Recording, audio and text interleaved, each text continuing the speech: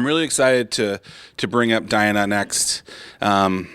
She served for us for over 20 years, 27 years, I believe, in the Army. Thank you for your service.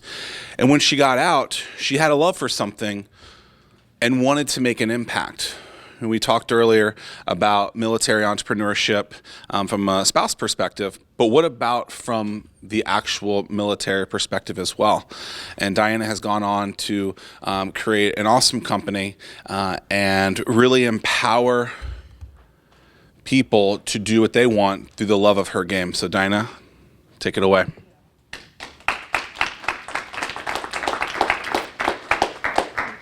Thank you. So I always feel like in these kinds of situations I should raise my head up and say, hi, I'm Dianna, I'm an entrepreneur. It's been 27 minutes since my last sale. Right? Right? And honestly, I just checked my email, so it has been 27 minutes since my last sale. So I was an active duty Army officer for 21 years. I retired as lieutenant colonel. Anybody else here a vet? Okay, so you're going from one non-paying job to another non-paying job. Also, another similarity, a half day is 12 hours, just so you know. After I retired, my last 5 years on active duty, I actually gave birth to 4 little boys. So that was, I was doing one of 3 things during that time, changing diapers or making babies, and once in a while I got to church. And so things panned out pretty clearly for me. That last 5 years also, I was the deputy office chief for at the Defense Intelligence Agency, and I had a little country named Afghanistan. That was part of my understanding of what I was supposed to be taking care of. And I got a call from my husband about 2 minutes before the Pentagon was hit. So it was a pretty exciting time, high adventure. And I knew at that point that there was no way I could continue to serve on active duty, that I couldn't continue to serve my sons and my husband in the way that I would want to also serve and work with soldiers. So I retired from the military. I went literally from watching for Osama bin Laden to watching Barney on the television set, and it was quite a transition for me. I kind of call myself a reluctant entrepreneur. And I've given this talk once before, not this specific talk, but talked about the fact that I really didn't have a desire or kind of a clue that I was going to become an entrepreneur. And I still occasionally have to sit back and kind of figure out how this all came to pass. But after I retired, when I had these 4 little boys running around the house, I did what any other red-blooded American would do, and I became the PTO president over at my son's PTO. Thank God I'd been to war, because it was a very similar experience with very similar skill sets, right? You know, moms are looking, yeah, no, PTO, I get it, right, all right. So I did that for about 4 years, and as things occur, obviously my boys grew up and they started up into middle school. And when they were at middle school, they came back and they said to me, Mom, these girls in middle school, they're really having a hard time. They're kind of losing their focus, they're kind of losing who they are, they're making some really bad decisions, and honestly, we have a huge population of young girls who are completely adrift. I've had 4th graders that are cutting in the program that I run. It's a really horrific reality that a girl's self-esteem peaks when she's 9 years old. That's the best she's going to feel about herself as she transitions from her tween years to her teen years. So my boys, my second, number 2 boy in particular, said, Mom, you got to do something. Well, I'm not one to sit out on the side of a fight, so I made the decision that I was going to do something. At the time, I was actually working for the FBI. I was doing leadership and management workshops around the United States. I graduated from the FBI Instructor Academy. I worked with them for about a year, and while I was sitting at one of the things I was facilitating, I thought, you know, why can't I take these skills, these workshops that I'm doing for these supervisory intelligence analysts, and package them in a way to support young girls talking about things like communication and motivation and integrity and values-based decision-making and body image and all those things that kind of go into that cycle that pulls them down. And so I reached out to my elementary school counselor and I said, Laura, I think we can do this. And she agreed, so we set out to do it. And our first year, back in 2009, it was all voluntary. I had 4 workshops and 24 girls that went through the program. This past school year, I finished with 452 girls in 15 schools in 3 counties. So the program to date has reached about 1,900 girls between Richmond to Arlington. So it's growing and it's gathering a lot of excitement in terms of what it offers in terms of helping girls with their EQ versus their IQ. And that has what kind of led me into this reluctant entrepreneurship, because I went through this process where my husband was looking at all the checks I was writing out for supplies for Girl Smarts, and he said, we gotta do something. So I started up this process, and I started to get my feet involved in what it meant to be an entrepreneur. And I gotta tell you, I'm a pretty risk-averse person, and it scared the bejesus out of me. I mean, I really wasn't sure that I was going to be able to commit the emotional and mental time associated with doing entrepreneurial work. But I came to an understanding that when your passions and your skills collide, you've found your purpose. So if you have gotten to that place in your life where you kind of know what your skills are, and you've kind of identified what your passions are, and maybe you're just at the beginning phases of that, but that's a good time to start to look for your purpose in terms of what you're going to do with your company. So I banter back and forth between doing this not-for-profit and for-profit kind of business. Anybody here thinking about a not-for-profit? Okay, so I'm not going to spend too much time on that. But really, the whole concept for me was that a not-for-profit is a independent entity. You don't own it. Basically, a not-for-profit, everything that you make doesn't go back into the company or doesn't go back to shareholders or anybody else. It goes back into the company. So if you ever do start to think of your company in those terms, you got to kind of peek into what that's going to mean for you. It's not just a matter of not paying taxes on your real estate or on your products. There's a little bit more that goes into it. But like I said, how about franchising? How many of you are kind of seeing your business as sort of a franchise opportunity? Okay, so when I talk about your passion being a part of what you're going to look at, you know, all the things you're doing now as entrepreneurs, all the things that you're doing in terms of I'm marketing on Monday, I'm creating on Tuesday, I'm flying over here to talk about my product on Wednesday, Thursday, Friday.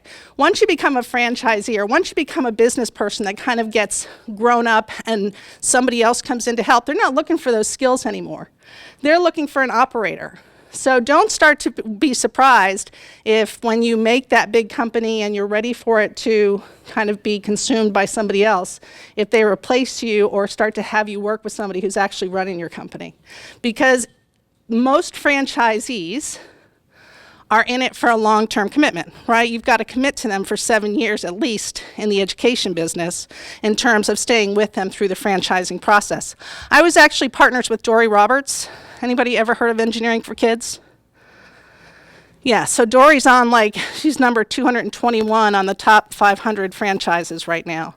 And we had a great working relationship. We were moving forward, but it became apparent to me that at my age, a franchise wasn't something I wanted to buy into, because all the little franchises out there are like little kids nibbling at your legs, wanting more, wanting buy-in, wanting you to. Now, if you're ready to do that, if you're ready to kind of open up your family again and have all those little kids start nipping at your legs, that's fine, but I wasn't prepared for that. I didn't want to have that be a part of my next 10 years. How many people are interested in education issues in terms of their business? Tech? How many techs? Lots of techs. Okay, how about, what are you guys doing? Somebody raise their hand and tell me what they're doing. What are you doing? I own a franchise consulting company. Oh, okay, so you're already a franchisee, right? I'm an area developer, yeah, but my main company is I help people buy franchises. Oh, okay. Emerging brands, startup franchises, I am their sales. So you're really mad at me right now, right?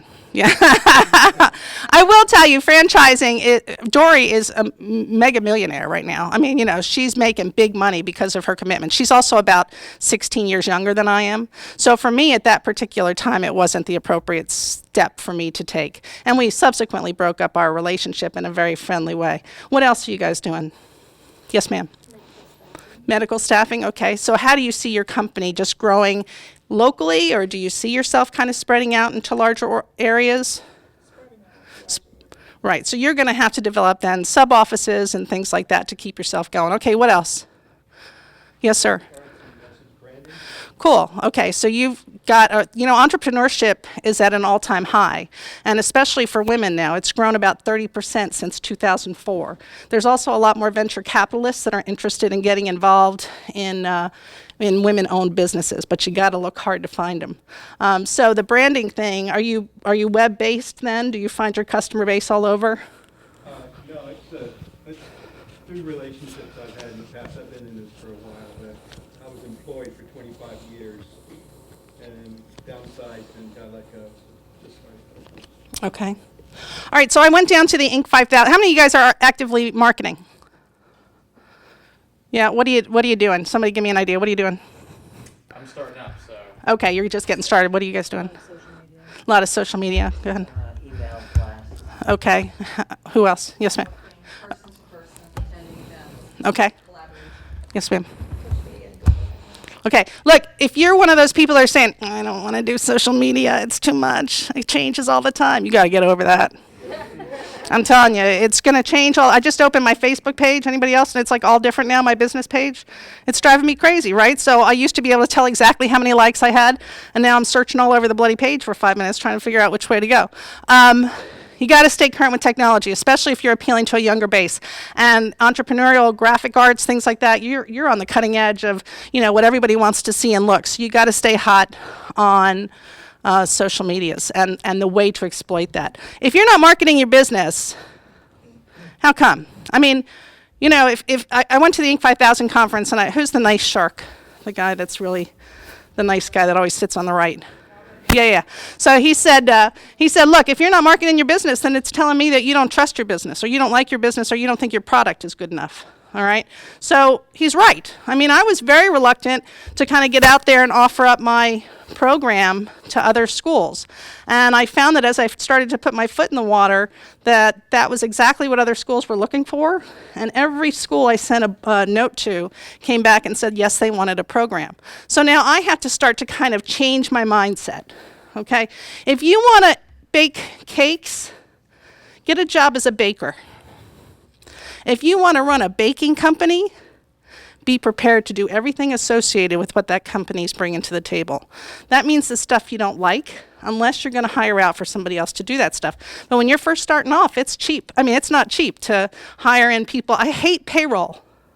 I swear, I think the tax code was written for people to fail from the get-go. Do you integrity, security, right? I mean, you can't do anything right, and when you think you're doing things right, you get the note from the IRS that says, you owe us $100, or you overpaid us $50 or something. Right. No, it's crazy. So you have to make sure that you're ready to step away from being the operator and get into the leadership mode.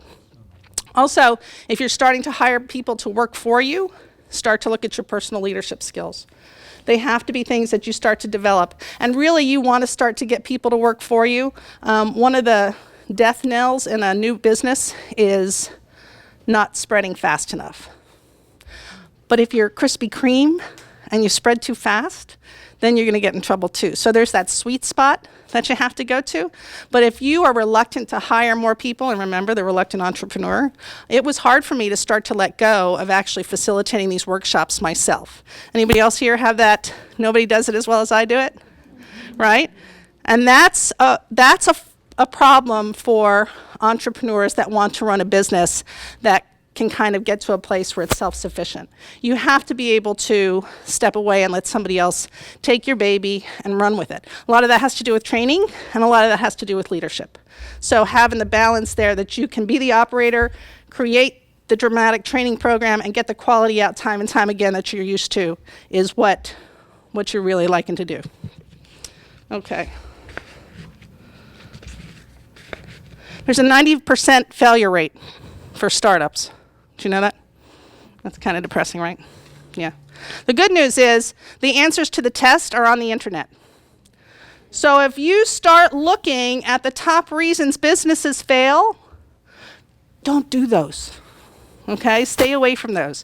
For instance, don't make a product nobody wants.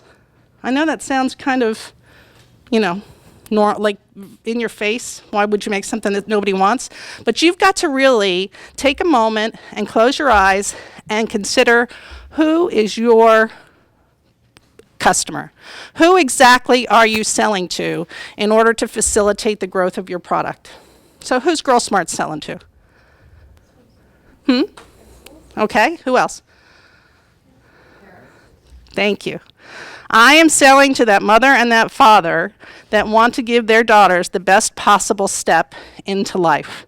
And so I've had to come up with a way to present my product so that it's appealing to them. One of the things I do is after every workshop, I send home an email that lists the top 5 questions that parents can then engage with their kids so that they don't get the, what'd you do in Girl Smarts? I didn't do anything. But you have to imagine and sell to that person when you're coming up with your plan to expand your program. So that's one of the top reasons that businesses fail.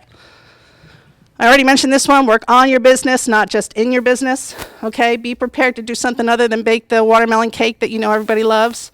You gotta be able to do everything. If you're not pushing fast enough for growth, that can be a real downfall in terms of losing to competition. It can be losing customers, losing personnel, and also losing passion. Does anybody watch The Prophet? Yeah, so I heard him speak too. He's a pretty direct guy. I mean, if you've seen it on The Prophet, you know he is, right? But do you see how his mind works? I mean, he looks at a door closing and he tries to figure out how he can enhance that capability and sell it to everybody else. That's what he does. That's how he packages and makes things better. But he's also looking for passion. And a lot of us have passion, but I'm telling you, if you're doing the same thing over and over again and you don't start to see growth, then it can really start to get sucked, the passion can get sucked out of you. Also, a lack of resilience. You know, there's a thing in the Army, my vets will know this, that no O plan survives first contact with the enemy, right? When you got a plan to go to war, as soon as you hit the enemy the first time, it all goes to heck. And you have to restart. It's the same thing with a business plan. No business plan survives first contact with customers. So you have to be resilient. You have to be able to take the hits. You have to be able to take the failures and kind of redirect and move yourself around the obstacles. Because if you don't do that, then you're going to take the no, you're going to get discouraged, and you're not going to continue to push through it. And every single failure, there's something to be learned in that. Every single failure, there's a lesson that you need to then take back and package in a way to improve your particular business. I did lose a school this year, and I know exactly why I lost it, because I felt it happening while we were working through the process. I can't fix it with that particular school, but I can certainly make sure that I don't make that same mistake again for the next groups that I encounter. You know, our customers get a voice. And they get to obviously buy our product or buy somebody else's product. You know, there's Girl Scouts out there, there's Girls on the Run, there's other STEM-based programs, GEMS is another one. So what am I doing differently that's going to cause parents to want to send their girls to me? Well, I think that my background has some bona fides and all that. I think it helps for sure. But I have to make sure that for those girls that they're coming to me and they're leaving with a sense of empowerment every single day and every single workshop. And if I'm missing that boat, then I have to kind of question them, you know, why are you girls falling asleep at the table, and redirect so that I can directly connect with them. I'd like to suggest that you define your success. Okay? A lot of times people are going to push that dollar amount and tell you that's what success is going to be. It's not for me. I'm kind of independent financially, which is a great place, and I'm not putting it down at all. But for me, the opportunity to touch these girls' lives and to increase my number of girls that I'm touching within Central Virginia, that to me is the payoff that I'm looking for. I can't tell you the number of times I've had girls that have just had this aha moment. I had a girl, I'm going to tell you a story. I had a girl who came to me, she was a selective mute. So nothing physically wrong, but she didn't talk. And so she had psychiatrists and psychologists all focused on her in the school process to try and, you know, make her more comfortable. They think she was being abused at home, but they couldn't prove it. So a little girl gets permission to come to Girl Smart. She comes in with a assistant, and there's one workshop where the girls make a full-size paper doll, and the girls then come up to the front of a room, kind of like this, and use a microphone and introduce their dolls. Well, this little girl, it was her turn, and she was coming up with her partner. And it was an incredibly tense moment because you don't want to say don't do this, you don't have to do this. But you also don't want to give her too much pressure. And that little girl came up in front of the group with her little cutout paper doll and her partner, and she talked. She talked. Now, I don't know what that magic is, but that magic was enough payoff for me to keep me going for the next few years in terms of what I was doing with Girl Smarts. And I have myriad stories like that if you're interested, I can talk to you about. But when you give a girl courage, you allow her to step outside of her box. And when she starts stepping outside of her box, the box goes away. And so that's what I see as my payoff with Girl Smarts. I'd like to suggest that you keep a log of your progress. If you're not already keeping a log of key dates in terms of your business, do that. It will be helpful in terms of everything from getting loans to your personal moments of defeat when you need to go crawl off somewhere and look at the things and how far you've come. All right, it will keep you kind of focused on that. Another one of my big payoffs was I was invited in May to attend the summit, the White House summit on the United State of Women. Did you guys read about that? It was the first summit that they'd held on women's issues, and I was identified as a change maker to come and be a part of that summit, which was really cool. Now, there were 10,000 people that applied to do that. About 50% of those folks were selected to do that. But, I mean, I was sitting there in my chair, and Obama was there, and Mrs. Obama was there, and, you looked up, it's just Biden, you went on to doing what you're doing. So to find that personal success for yourself so that you're not sitting there feeling like a failure. A couple of resources I'd like to offer you. Our host said, if you're not putting it out there, if you're not saying it out loud, there's no way it's ever going to get answered. All right, so if you have not read The Secret or seen the movie The Secret, has anybody read The Secret? Yeah. So it's on Netflix now. I'm a big advocate of not spending 6 hours reading a book and just watching the 90-minute show. So if you want to watch the 90-minute show, it's on Netflix. And I'm telling you, since I've started doing that, I just watched it a couple months ago, it's really been remarkable, the kinds of feed that I've gotten back. But if you don't say it out loud, if you don't offer it up, if you don't crystallize it in your mind, then it's not going to happen in terms of your life. I said out loud, I want to market Girl Smarts to a larger audience. And I'm not lying. Within 30 days, I got an invitation from ABC Casting to be on an entrepreneurial startup show. So now, why did that happen? I mean, of course, I filled out the application as well. But would I have filled out the application if I hadn't said the statement that crystallized the goal that I wanted to achieve?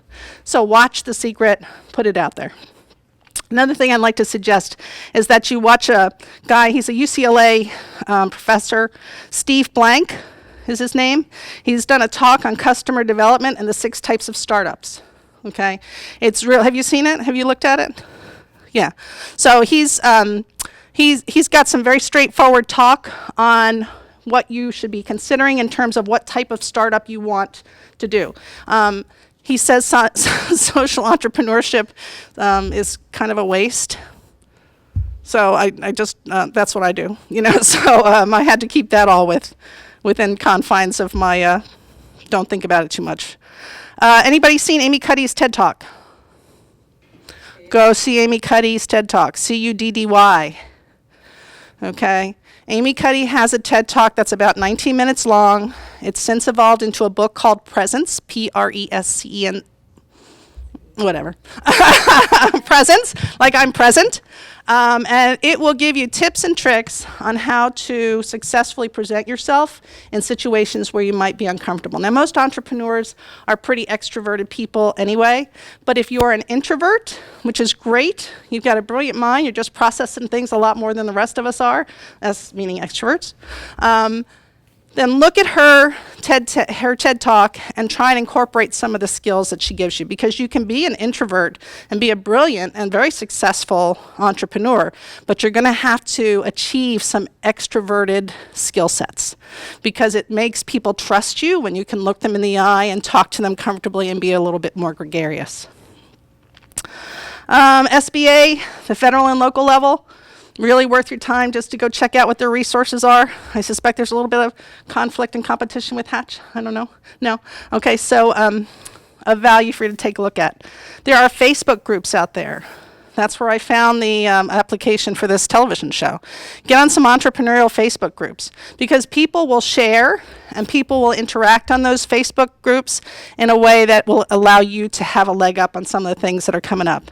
If you're a vet, a female vet, anybody? Yeah, V. Weiss, look at it. It's a veterans women in, it's entrepreneurial based. They pay for everything. You just go to their location. It's 3 days of startup information, and you're already in if you've got proof of your veteran status, DD-214s. Male vets, Syracuse.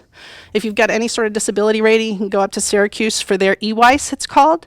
That's another opportunity for you to EWICE. Yeah, I don't know what it stands for. But go to Syracuse Vet Programs, and it'll give you the heads up on what that program is. If you are designing a logo, Fiverr.com, everybody knows it? Yeah? Okay, Fiverr.com, really $5 to $30. They'll do a pretty nice professional logo for you to help you out. You guys are laughing. Why did it? I'm sorry? Oh, or go to him. Right. No, but yeah, if you just want to get like a bunch of ideas, if you're kind of in the preliminary stages, you can interact with them back and forth on the computer and get your stuff designed. I used to do Craigslist to try and find people. The new thing now I think is Indeed.com. So that's the other resource that I'd offer up to you in order to support growth of your business. So that's kind of it. I'm just kind of pushing my way through here to get to the next girl. I don't care about teaching girls how to fit in. I want to teach them how to stand out. So if anybody has any questions, I'm happy to try and answer them. Nope, I'm the last, either second to the last or the last speaker. Yes, sir. What is I've got 2 girls, one 2 years old and one 5, and I see the world completely different than I used to. Not that. What's the single most important piece of advice you pass on to them? What's the most value you think you give in teaching the younger girls how to survive? Yeah, so what I usually work with 4th and 5th grade girls, but you're at a great stage now, and what I would do is pass on the advice to you. Don't teach them to be afraid. Teach them to take chances, teach them to go skin their knees, teach them to jump off the log if they want to jump off the log. Don't hold them back from doing what they want to do in those terms. Don't be frustrated when they talk back to you. Get reason through to them. Teach them how to say no. Are you writing this down? Teach them how to say no and not say, no, I'm sorry. How many women in here say I'm sorry every time we say, right? Look, yeah. Don't say I'm sorry. If you have a reason for saying no, say no. No is a complete sentence. So those small steps, teach them to order their own food at the walk-up at McDonald's. If they don't want ketchup, let them tell the lady they don't want ketchup. Teach them how to do a good handshake. Oh, child, we could be here forever. How many times does it happen, though, that Uncle Bob walks in and we tell Bobby, go up and shake his hand, Susie, give him a hug? Right? A handshake is the #1 marker for women in terms of initial impressions.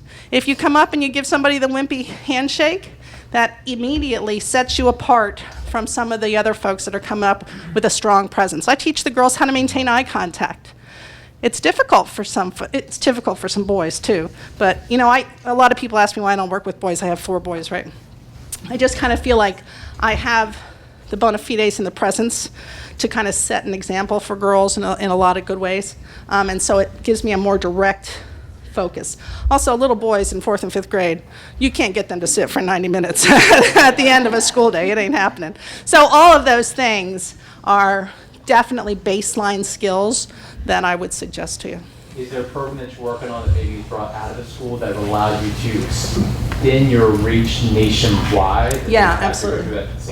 Yeah, so one of the wins from this competition that I think I'm going into is $50,000. That's a possibility.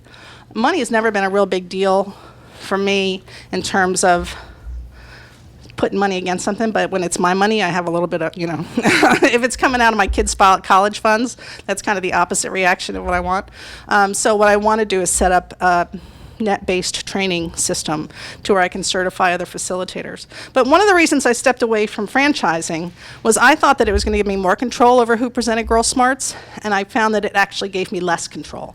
Because even though I could vet the people, I couldn't kind of, if I kept turning down folks for certain reasons, then I kind of felt like I was opening myself up to some criminal issues. I don't know. Maybe I'm wrong, possibilities of lawsuits and stuff. But I'm very particular. The other 3 facilitators, I have 4 more facilitators now. One is got her master's in counseling from the Citadel. The other is a former Marine.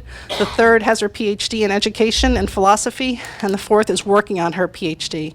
And those women want to do this. I mean, they're excited about the opportunity to do this kind of mentoring, tiered mentoring, I call it, to the girls within the communities. So look for us. I mean, maybe we'll be down here. I've got a couple of leads actually in the Norfolk area. So if I can get something started, I'll be here in a heartbeat. So, yeah. Okay, well, thank you for your time and attention, and good luck.